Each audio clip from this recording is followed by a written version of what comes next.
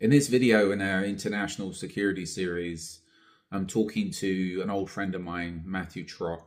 I've known him since we was in the military together over 30 years ago now. We discussed about his time in the police in the UK and the way policing is going in the UK, the positives and the negatives. And he's, in fact, he's done 22 years in the British police. He's in a good position to be able to give good insights. So enjoy the video. All right, today I'm talking to an old friend of mine, Mr. Matthew Trott. How long I know you now, Trotsky? Since probably about 1990, 91. So long time. It's about 33 years. I think 89. 89, you reckon? We left Ireland in 91. Yeah, well, was it reckon? Anyway, yeah, it would have been Ireland, wasn't it? 89, 90. There's like over 30 years. Yeah. Cool. Tell me now, you just done your book. What's your book about? Okay, my book's called Hard Stop. I've used a pen name of Jack Daw for that. Just a thin veil of anonymity. It wouldn't take people too much effort to find it. Well, you're here now, so everybody knows who you are. You just told them. Exactly. It's not no big secret. So Hard Stop. It's a memoir of things that have happened in my life. As I've got in the book, it's a journey of crime, violence, and deception. Obviously, my early years in the military, then leading up to becoming a police officer in a bit busy inner city, then moving on to becoming an undercover police officer who's buying drugs from criminal gangs. The reason I did this, I was had a lot of time off work with an injury, and it gave me time to do this project. And it was quite cathartic. It sort of got a lot of stuff off my chest from my past and things like that, and it enabled me to put down into a book my past, sort of a market history, but also like books we've read in the past, like Legionnaire and Papillon. I wanted it to maybe be a bit of a guide for somebody who's looking to go into that career, or just wants a kick up the arse to sort of think I could do something special with my life rather than just the normal day-to-day stuff. I don't know, you might know more about this than me. These days, do you think people could get away with the stuff we got away with? And we can't tell chance. When we Not a chance. I don't know. I mean, I live in an area where kids still go out and play. Teenagers hang about in gangs and things like that. Like basically we did in the army, we just hung about in gangs as teenagers into our early 20s and did stupid stuff. I think the problem nowadays is everything's on camera. You can't walk up the street without a camera, or somebody flipping their phone out when you're doing something stupid. I mean, if some of the stuff we used to get up to was on camera, we'd be screwed, mate. But I mean, not that we've done anything wrong. Everything was all legit. Yeah, no, right? We did nothing, mate. We did nothing. We were good boys. But if you fast forward that to my police career, in the early years, there was less CCTV cameras. Police officers didn't wear body cameras, and you know, the primary aim of the police force is to fight crime, and that's what we went out and did. We weren't bothered about people looking at us and what we were doing, as in if we were doing anything wrong, because we were out there actually fighting crime. And yeah, things got a bit rough, but it was a scale of escalation, which if the suspect puts something in our way, we'll escalate it as well. So yeah, but that's the thing. I think you're looking at stuff from my experience of dealing with things. If you're dealing with bad guys, you can't be nice.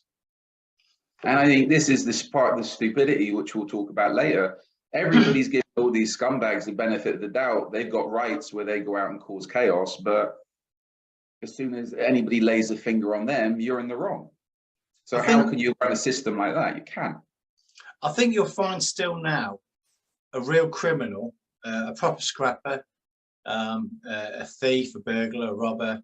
If they get arrested and they fail, they know they're going to get some force used on them, and they accept that. That's your real criminals. But if you look at your protesters and your gobshites who are always gobbing off online and things like that, people like that, yeah, they're your problem. You know, your social justice warriors, if you like, they're your problem. That, or people who are having neighbourhood disputes, and you tell them, no, we can't do that. You know, they want you to sort of go and arrest their neighbours for not being nice to them. Well, we can't do that. We need a crime.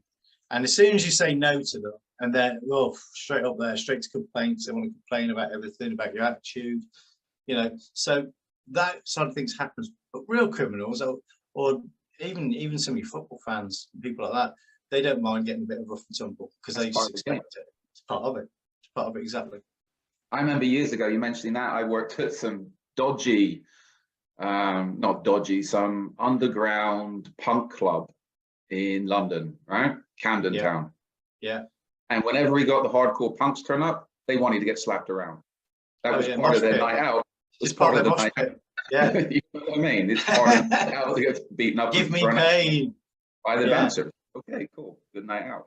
I don't know. I think people's changed. I don't deal too much with younger people. I live in my own world. I think the world changed to from when we were growing up considerably. So younger people, I mean, I want to touch on that because obviously I'm a father of a 24-year-old and a 19-year-old, and people talk about the snowflake generation, things like that. Some of them, and some of the officers I've worked with in the past, are quite robust people who will still get stuck in and they want to do the right thing. The problems I've had with it is, again, if I go back to that neighbourhood dispute type thing, people in their 40s, 50s and 60s, and this is police officers as well, act a hell of a lot more entitled than some of the younger people, because they feel, I suppose they feel they've earned the right to, but it's that sort of, I'm entitled to this, if you don't do this, I'm going to play the mental health card, or I'm going to, you know, complain about you. It's that Karen effect, if you like. What do you think now, just to summarize your police career, what was the best part? What was the worst part? What was the best and worst? Okay, so in all, I did 22 years. Career started in the West Midlands Police, where I did, I think it was about 9 years there. Then I transferred over to Leicestershire Police as a sergeant. I did a number of different supervisory roles there. Best part, I would say, was my, it's hard to say a best part because there's so many good bits in the early years. You know, being a street cop in Wolverhampton was fantastic. Whichever way you turned, it was a target-rich environment. If you didn't go out on a shift and arrest somebody, or have a foot chase, or have a helicopter, you know, to chase people down, you weren't doing your job. It was just such a target-rich environment, and that was great for a young cop to learn your skills. Having done that, I progressed on to working as what was called a test purchase officer. Test purchase officers dress as a drug user, so you could, it's heroin perhaps. You would dress up in rough clothing, put mud on you, a bit of tuna oil to smell. You go out on the streets, go around to areas where, you know, there are drug dealers, get served up drugs, record the evidence, have surveillance teams recording the evidence, you know, identify who they are. You do a number of different purchases, and hopefully you'd build up the echelon of local dealers, because you usually start with a smackhead who sells you a bag, and then they introduce you to someone else, they introduce you to someone else, and you build up that profile. But that was very rewarding, because you feel like you're doing something special, and I think we all like that little feeling of we've done something different to a daily 9 to 5, getting in the car and going to work and back. And the negatives? Negatives, I think my worst times was possibly as a supervisor. Supervising people is horrible. Again, with police officers, they're very clever people, and yeah, again, they must be humans. As soon as you say no to them, they'll turn on you.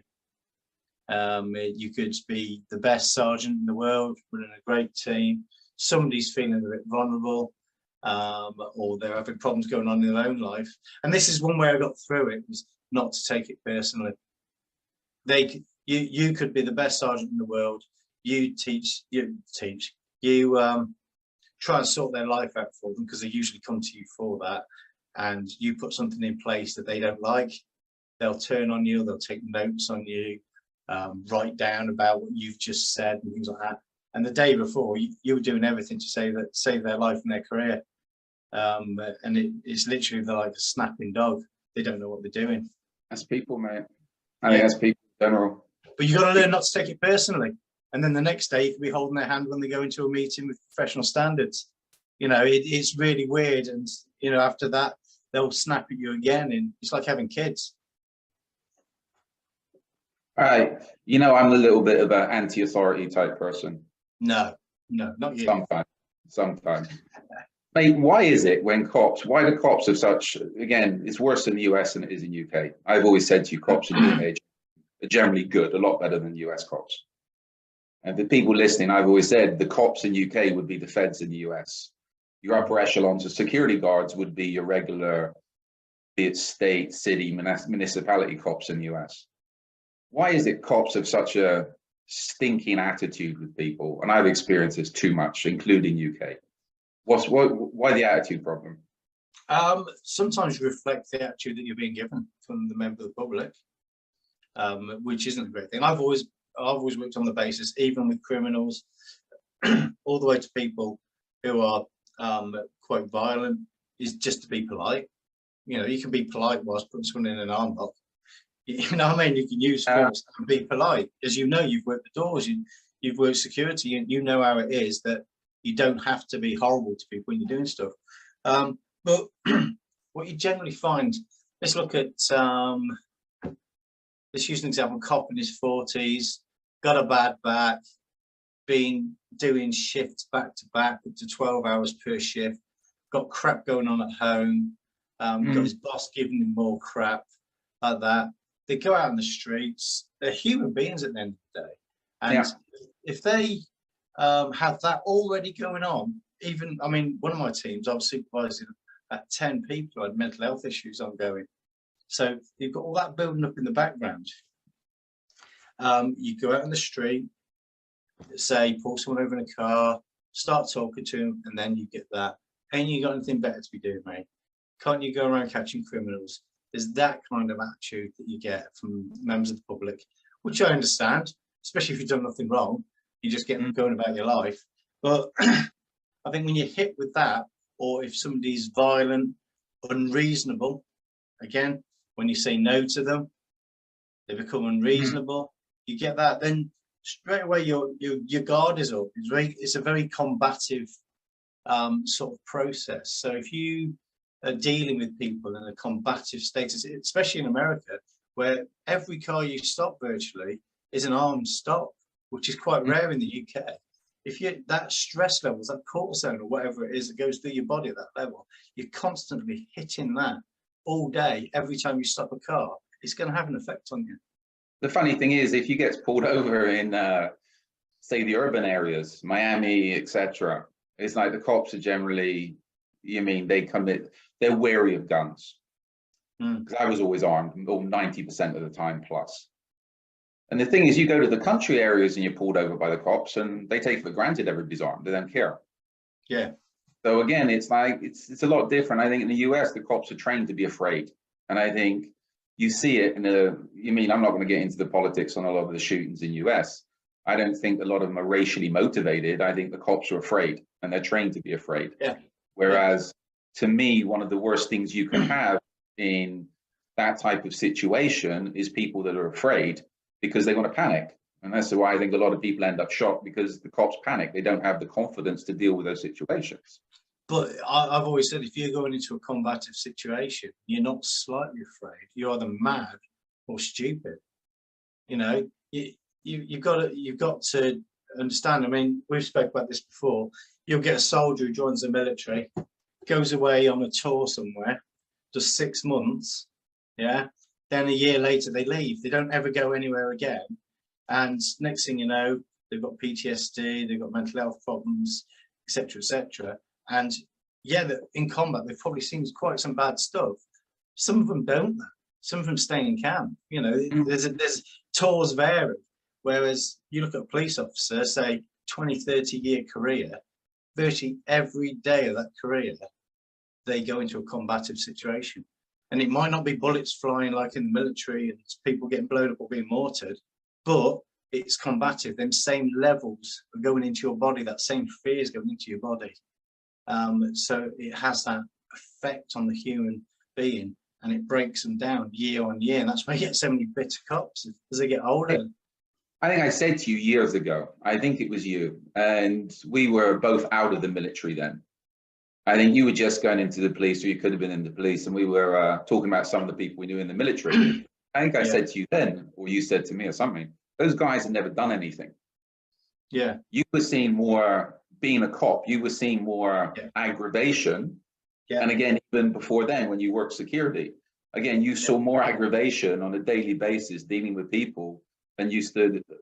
You mean this was pre-Afghan and Iraq? And I said back then, it's like you stand more chance of being stabbed and screwed up being a cop or doing commercial security than you do being in the military. Yeah, because you're dealing with scumbags on a daily basis. At that time, I'd done 3 tours in Northern Ireland. I'd done Bosnia, come out, done retail security, and that, you know, as a guard and as they called it back in the day, the store detective. And then joined the police. I saw, I mean, we probably didn't even realise it was happening in Ireland because we had aggro, we had stress, we had tiredness, all the triggers for getting that PTSD type stuff, and people died, you know. But it just didn't seem to register. It was more of a slow burn into us than that actual everyday combative sort of situation. So being the store detective, running out, arresting people for nicking a pair of pants. But yeah, somebody would stab you for that, wouldn't they? Yeah, literally. This is where I'm again going on about the security guards. You see what's happening now. A lot of security guards, I think they're underpaid to start with, especially the store cops. There was something out of, I think, a McDonald's down in London somewhere, and some guy nearly got cut up by some kids. And it's like, okay, these guys are dealing with a lot of BS on a daily basis, but nobody cares. You know what I mean? But mate, you could not pay me enough money to be a security guard at McDonald's at night time. No way. There was one company I used to work for. They had some good venues. They used to do a lot of black tie work. But their roughest venue, I think, was something like Kentucky Fried Chicken in Leicester Square. Yeah. And that was the most dodgiest place they had. They had some clubs and bars and everything else, but that was the most dangerous place they had because the guys there, I think they used to recruit mainly rugby players, rugby league players. And every Friday, Saturday night, there's always problems. Cops are called.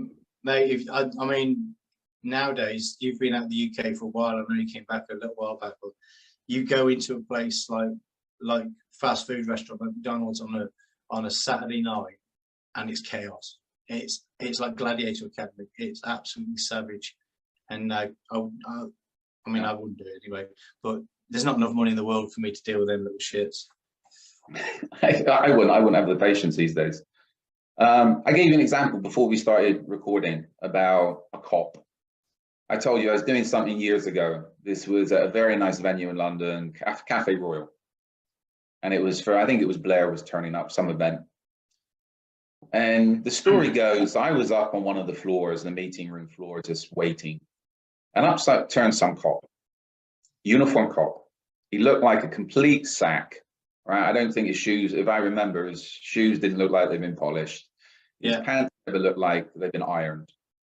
And he barked at me, told me something, oh, you need to do what you're told and all the rest of it. And I was like, who are you? You know what I mean? This is 5-star. He barked at some of the other staff.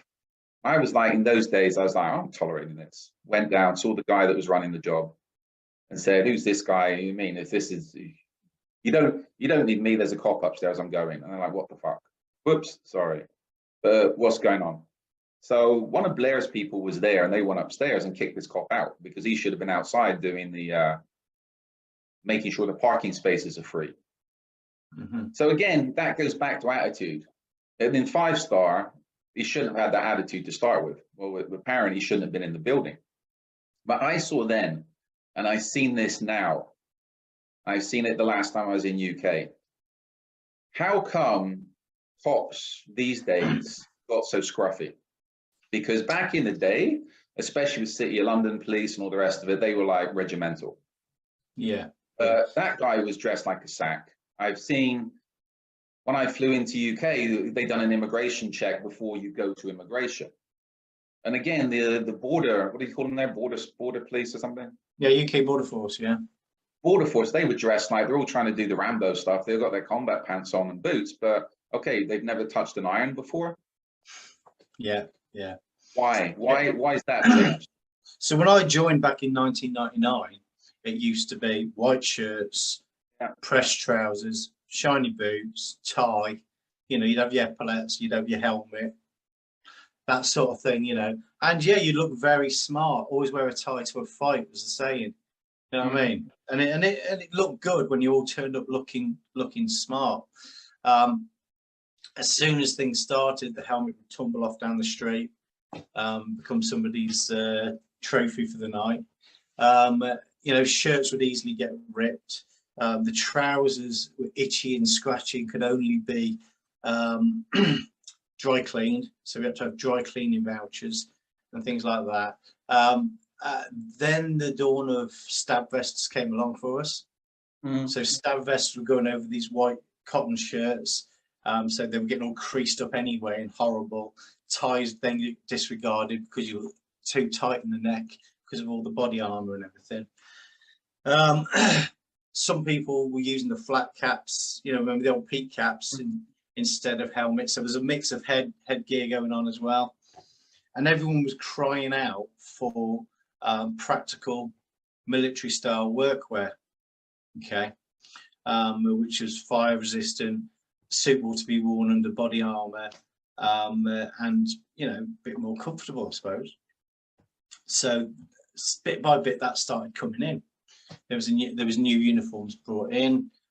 They looked really quite good, but unfortunately, because people have been so used to shirt and tie and things like that, the members of the public, it started dipping a bit. And the good thing about the shirts that they had, very similar to this sort of top, was you didn't need to iron them. There was no need. The material just dropped out anyway. It was like a wicking material.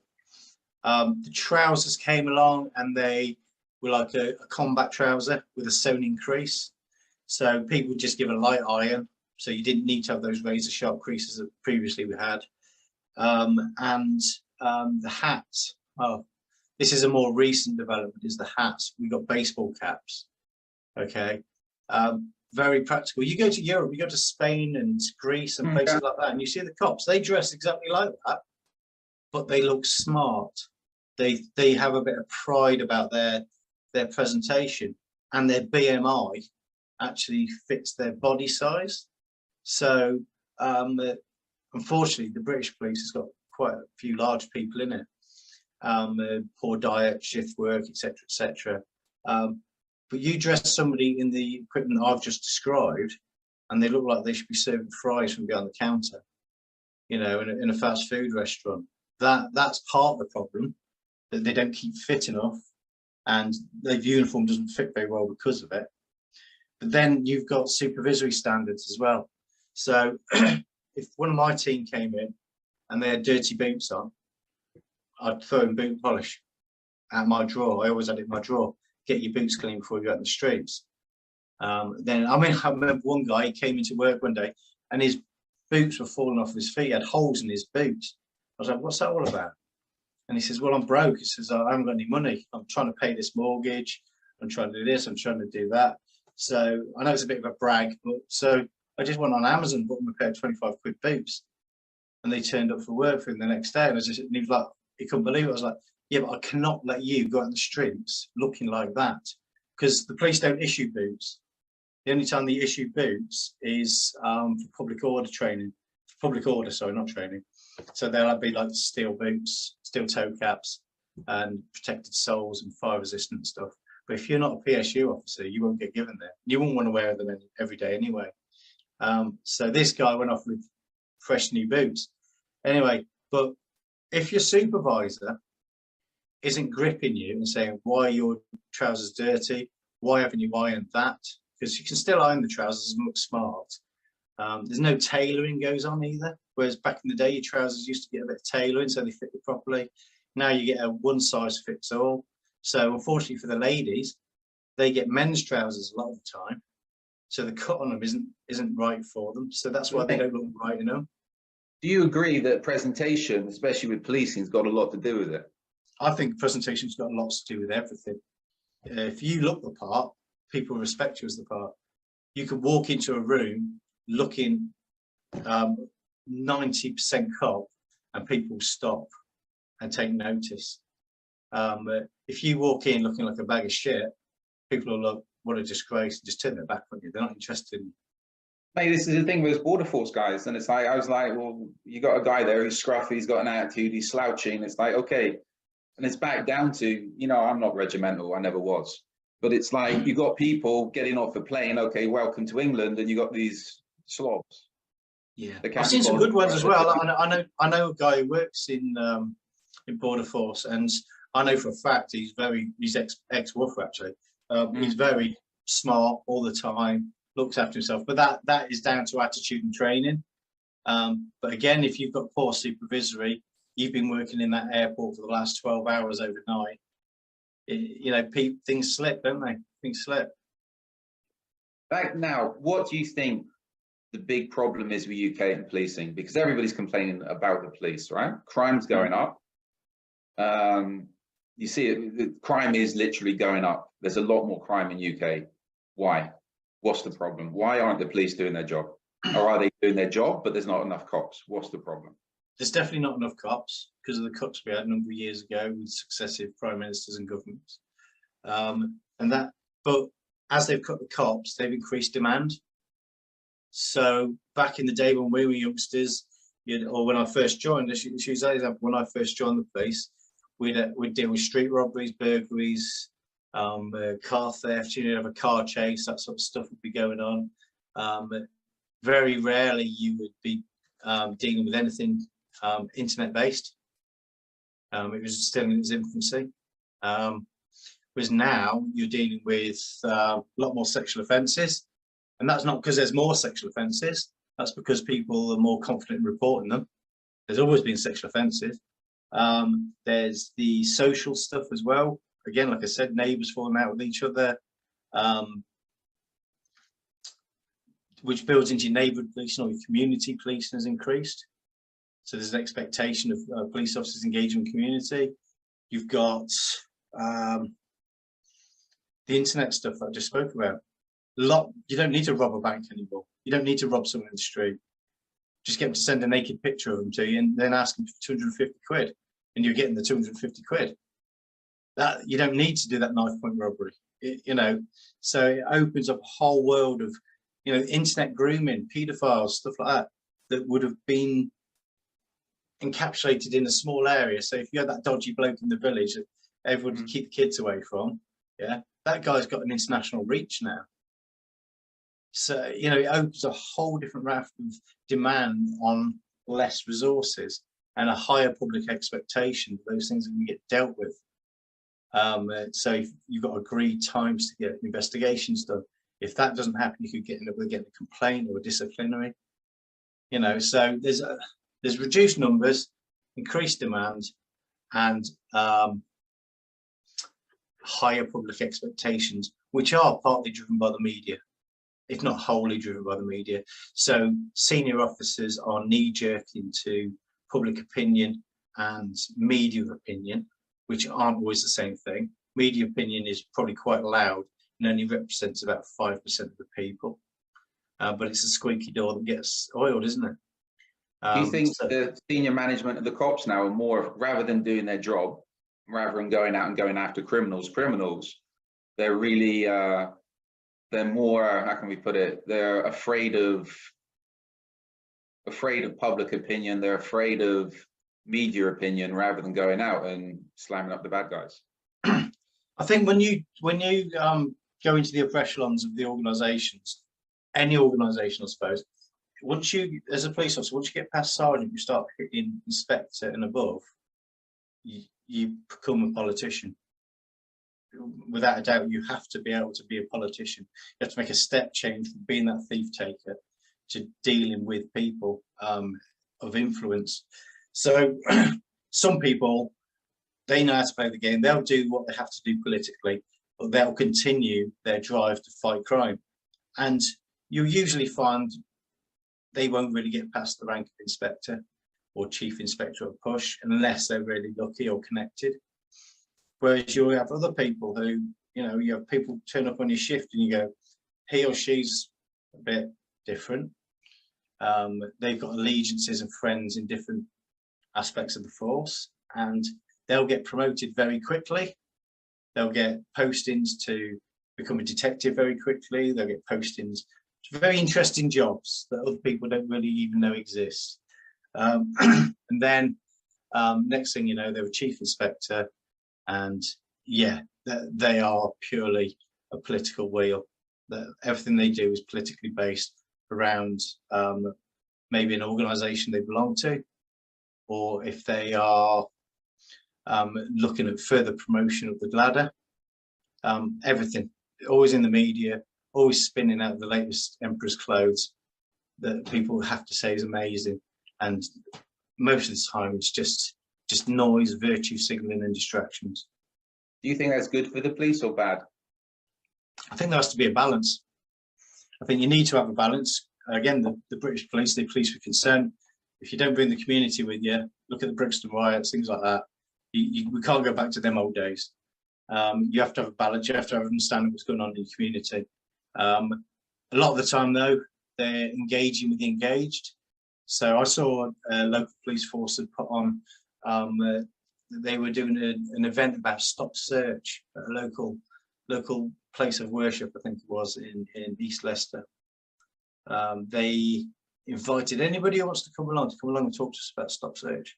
The only people who are going to turn up to that are local community leaders and people like, they call it the crime watch, the local neighbourhood watch people. I will be very surprised if you get a couple of the street urchins turning up, the ones that carry knives and drugs that are going to be stop searched, or the kids that are being mugged by them people. They're not interested in that. So obviously my suggestion was that they should do an internet-based one, like adverts on Facebook and things, because they're engaging with the engaged. But it's very important that we do still have that community engagement. Do you think the police have gone soft? I think the world's gone soft. Well, UK's gone soft. I think no longer will people accept what we used to get up to, quite rightly in some cases. But that goes back to one of your first questions that you asked before about public expectations of how they're dealt with and attitude tests and things like that. Really, doesn't it? It sort of crosses over. But it's back down to, I think a lot of people, I see this in other areas, in other parts of the world, where people are happy for the police to be hard as long as there's low crime. And I think to have, the criminals have to fear. And this is, I think, you see with the knife gangs in London and everything else and all the other kiddie crime in UK, there's nothing there for them to fear. They don't fear going to prison. Whereas in the day, if they knew they're going to get caught by somebody and get a beating, then they're going to fear something. Back when I was a kid, I think they still had, you got caned at school, you had birching, there was corporal punishment. So again, it's like, if there's nothing there for people to fear, then they can do what they want. And I think this is a problem, not just with the UK, I see it in other countries. It's like, there has to be a balance. Like you say, the cops, I forget which US president said it, walk quietly but carry a big stick. Yeah, yeah. Without that, go on. If you go, one of the sayings we used to be told was the public treat the police like bin men. Yeah, they want you to take the rubbish out, but they don't want to see you doing it. Okay, and they don't want to hear you doing it. And they don't want you to block the roads whilst they're doing it. So as soon the public are happy for cops to lock up as many people as you like until it inconveniences them. The minute it inconveniences them, or their darling son, daughter is the suspect, they hate you. Yeah, they don't support you at that point. A lot of that's frustration, human nature, blah blah blah. But that's how it's always been. It's nothing new. As soon as you inconvenience them, then you're the enemy. One of the biggest problems, I've said it already, is the media. Okay, there's been a massive campaign over the last few years with the defunding of the police, the lowering of numbers. That you go in the newspapers or online now. I don't buy newspapers, but you go online now. Everything is anti-cop, anti-cop, anti-cop. You see it in a lot of places. You see in the US. But it's a political media storm, because it makes good reading. People want to hear it, and it breaks that and erodes that trust and confidence that people have in the police. Because I know for a fact the cops go out every single day, putting their lives at risk and doing some really good work, but that never gets reported. Never gets reported. You see all the places in US where it's defund the police, crime's gone through the roof. Yeah, crime is going up big time in the US because, okay, yeah, US cops, again, they're not that well trained for the most. There's some very, very good people. But again, in general, you ask me, they're not that well trained. But again, they're dealing with a lot of BS. But in all the areas they've cut the police, crime's gone through the roof. it will do. So again, then people are complaining, well, where's the police? Why has crime gone up? Well, if you cut the cops, then what do you expect? But that, like you say, there has to be a balance. And you put their demand in a different area. So we don't want you out cracking heads, as we used to call it. We want you to go to this fair today and walk around there, you know, or this latest virtue signal parade that we want you to go. There's how many videos out there of cops dancing and all this stuff at this stuff. They make them look stupid. But I think need to have respect. If there's no respect, then that's where the problems come from. There has to be respect for the police, etc., and the system. Again, part of these things you see at the Pride events, at other stuff like Carnival and things like that, it's that community engagement, which I can't totally say is rubbish. You need a certain amount of community engagement. There needs to be an element of drawing the line and saying, I'm not dancing with you, mate. I mean, you look at the, what's the one in London called, the Carnival there? Is it Notting Hill? Notting Hill, whatever, whichever one. Female police officers were being sexually assaulted. And they got away with it. And they got away with it. That's horrendous. And I mean, to be fair, but it's easy for me to say, he should have filled his face full of cactus spray and locked him up. But you do that, you'd have caused a riot. And that's the line. People don't understand the line. You know, if we stepped out of the Nottingham Carnival and things like that, the stabbings would go through the roof, because the communities fight between themselves, never mind the police. They hate each other more than the police. So what are you supposed to do in that? It says a lot what you say there, that example of female cops being sexually assaulted and nothing happened. It's like, well, there has to be a line drawn somewhere. Yeah, I mean, I don't know if there was an investigation afterwards and they used CCTV or identified anybody, but at that point, that time, it was, to be fair, cops do this sometimes, is we're going to do nothing now, we're going to come back later. Because if we do it now, the response will be London will burn. Yeah, but that's the thing. There needs to be a response. I haven't seen any follow-ups to that. But again, to me, it could be that the news headline was female police officer gets sexually assaulted, and then further down the line, when it shows they've done something positive about it, they're like, "Oh, we're interested in that. We just wanted the headline." I don't know. It's crazy. It's crazy days, if you ask me. Where do you think the UK is heading as far as crime is concerned? Crime.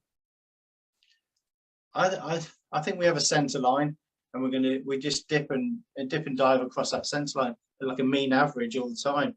And you've got different things that will affect it, and it's the different types of crime. So I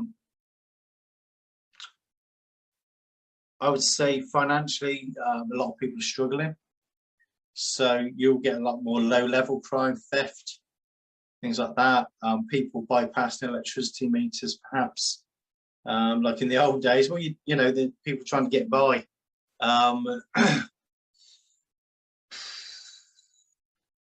I don't think the UK will ever be as bad as the old days. Again, street robberies all the time and things like that. They happen, but once they happen, the police usually jump on them. It's a different world now, mate. Honestly, it's frauds and things like that. Online crime. What do you think the biggest problem is going to be? What do you think the emerging crime? Online. Sector are? Online. Online. Honestly, everything is going that way. High-tech crime units are growing. The forensics of computers. You know, I mean, it's important for people in the security industry to sort of get some skills in that. Really is, because online paedophiles, online frauds, everything is just coming through all the time. There is other crime. There's your basic normal street crime, but you get that in any part of the world, in any big city. You know, that's just your normal day-to-day business. But online, for anything, really. And to finish up, last question, what do you think of the UK police? Is it going to be getting better or getting worse the way it's going, or what? Is it going to be? I think at the moment, sorry? Is it in for a positive or negative future? I think it'll always be the same. You can't win as a cop. You should know that. You're damned if you do, you're damned if you don't. But at the moment, there's a massive appetite for change. People have had enough of the wokeness. The politicians have started to listen to that. And they've gauged public opinion. And as you were saying earlier, people are sick to death of taking the knee, or their cops just not looking like cops. You know, you've hit a number of different things on this interview about that. And new chief constables have been put in place that are vowing to fight crime, not to virtue signal. And there's been some good responses to that. And that's what people want. I think people want that. People, I think, you know what? I don't think people are particularly worried about some bad guy, as long as they are a bad guy, as long as the cops are right, getting the slapping.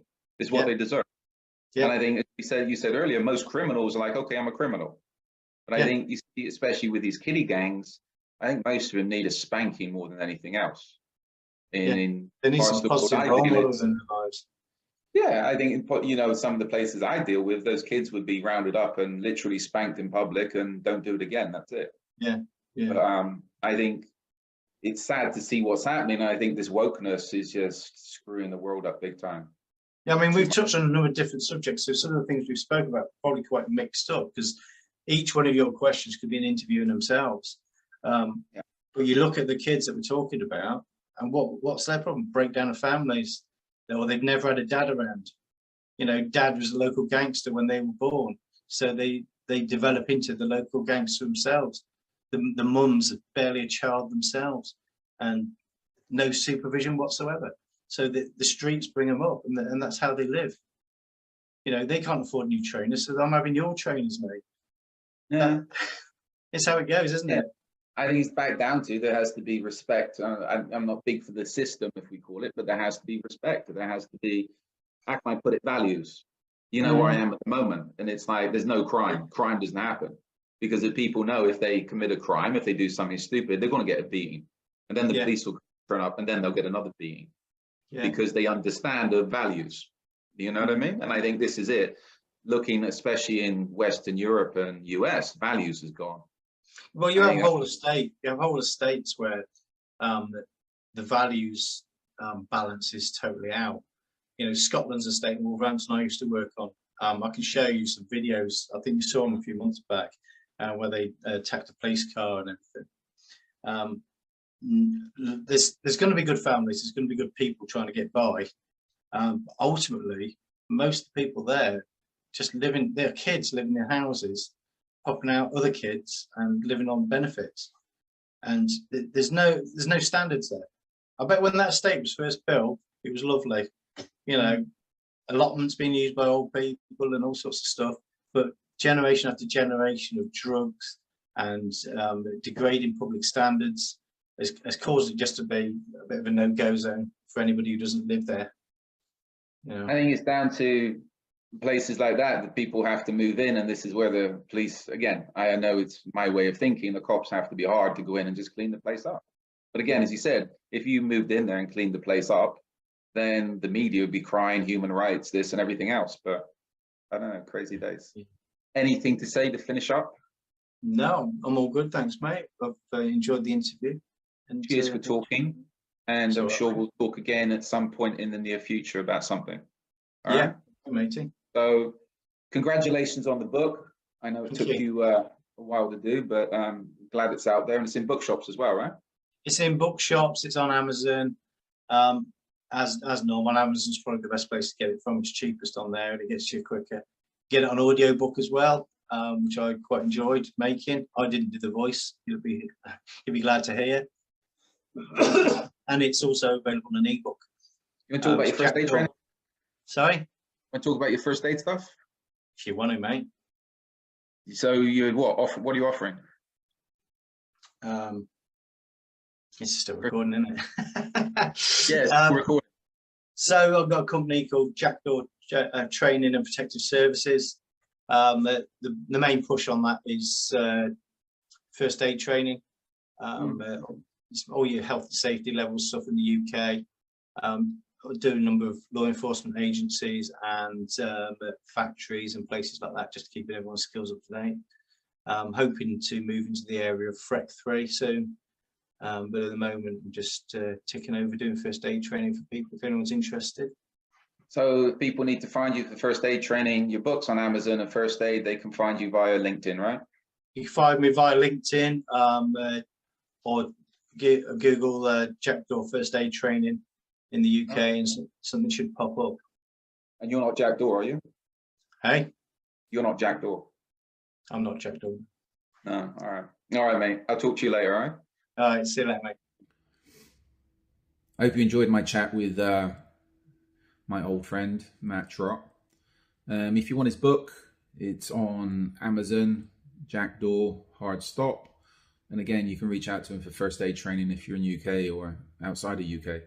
And again, he's got the experience to teach what works and just not what he's been taught on a course by other people. So he understands reality, which is more than most. So you can expect more videos from me in the future. There's a few more interviews coming up, and also follow us along on social media for more of our content on close protection, kidnap, ransom, etc., etc., etc. Be good, stay safe, stay out of trouble, and if you can't be good, do not get caught.